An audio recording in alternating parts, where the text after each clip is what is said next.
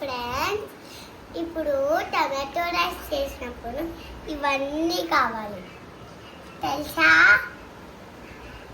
ఇక్కడ కట్ చేస్తున్నారు. ఇప్పుడు 2 ఆనియన్స్ కట్ చేసుకోవాలి. ఉప్పు, కారం, పసుపు, ఇంకా గరం మసాలా, అల్లం వెల్లుల్లి పేస్ట్, కరివేపాకు. ఇప్పుడు ఎట్లా చేస్తుందో చూద్దాం పదండి. వేసుకొని ఇవన్నీ వేసుకోవాలి, పేస్ట్ వేసుకోవాలి. మనం ఇప్పుడు టమాటోలు వేయాలి. ఇవి కొంచెం మరగనివ్వాలి. సాల్ట్ వేసుకోవాలి, తొందరగా మగ్గుతుంది. ధనియాల పొడి వేసుకోవాలి, గరం మసాలా వేసుకోండి, కారం పొడి వేసుకోండి.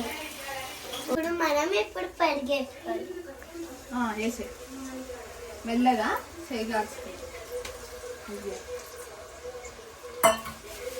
మనం కొత్తిమీర వేసుకోండి. 3 గ్లాసెస్ వాటర్ పోసుకోండి. బియ్యం వేసుకోండి. ఇప్పుడు